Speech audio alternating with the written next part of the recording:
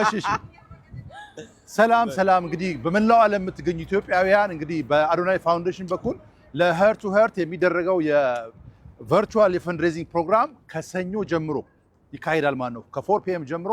ስለዚህ ሁላችሁም አዶናይ ፋውንዴሽን የቲክቶክ ፔጅ ላይቭ ላይ እንድትገኙና ዶኔት እንድታደርጉ ያሳሰብኩኝ። እንግዲህ ከዋሽንግተን ዲሲ እኔ ያለው ዳጊው እዚህ ጋር የምታዩት ቲም በሙሉ ሰኞ በአገር ባህል ልብስ ድምቅ ብሎ ይገኛል። ስለዚህ ላይቭ እንዳያመልጣችሁ አዶናይ ፋውንዴሽን ፔጁን ፎሎ እያደረጋችሁ ጠብቁት። Thank you. 4 PM Eastern time ጀምሮ ላይቭ እንገባለን። ሰላም ጋይስ አንድ ቪዲዮ ልጋብዛችሁ እስቲ። በኢትዮ ኢስታንቡል ጀነራል ሆስፒታል ውስጥ ይሄ ስራ ሲሰራ በዋነኝነት ከሁለት ቦታ ነው ታካሚዎች የሚገኙት። አንደኛው ከኢትዮጵያ የልብ ማህበር ነው፣ አንደኛው ደግሞ ከዲቦራ ፋውንዴሽን ነው፣ የዳውን ሲንድሮም እና ኦቲዝም ፋውንዴሽን። ስለዚህ ሁለቱ ደግሞ ተቋማትን ወክለው ሁለቱ ኃላፊዎቻቸው አጠራጠር ያለ መልእክት እንዲያስተላልፉ በመቀጠል በክብር ጋብዛለሁ። መጀመሪያም ጋብዘው የልብ ማህበር ፕሬዚደንቱን ክቡር አቶ እንዳለ ገብሬን ይሆናል። በጭብጨባ ወደዚህ ጋብዙልኝ። ዛሬ ሳቅ ነው ተሰርተው እያየን እየሳቅን እየተደሰትን ነው። ብዙ ጊዜ እንደዚህ አይነት እንትኖች ባልነበሩ ሰዓት ለቀዶ ጥገና ረጅም ጊዜ ይፈጃል። የልብ ሐኪሞቻችን እነ ዶክተር ሺ እነ ዶክተር ከፌ ከውጭ ይመጡ በነፃ ይመጡ በዶነሮች ጠብቀን ለማሰራት ታካሚዎችን ስልክ ደውለን በምንጠራ ሰዓት 10 ሰው ደውለን አንድ ሰው ማናገኝበት ሰዓት ነበር። በእውነት ነው አንድ ሰው ማናገኝበት ሰዓት ነበር። አቶ ብርሃን በእውነት ምን እንደምል አላቅም።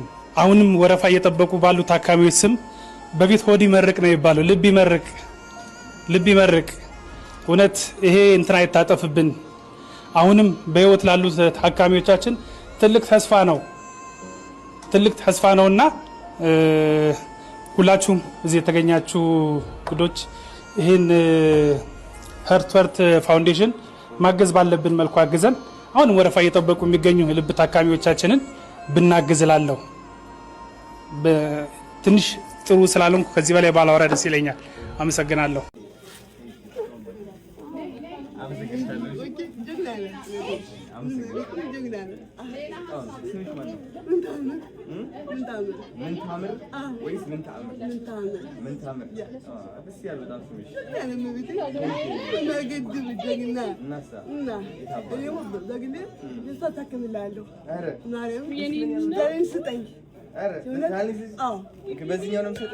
በሁሉም ነገር ቻሌንጅ ሰጥቻለሁ።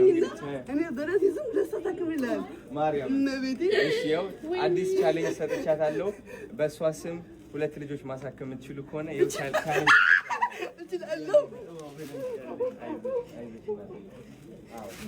ጀግና ወንድ ምን ነው የግሪ ጀግና ነሽ።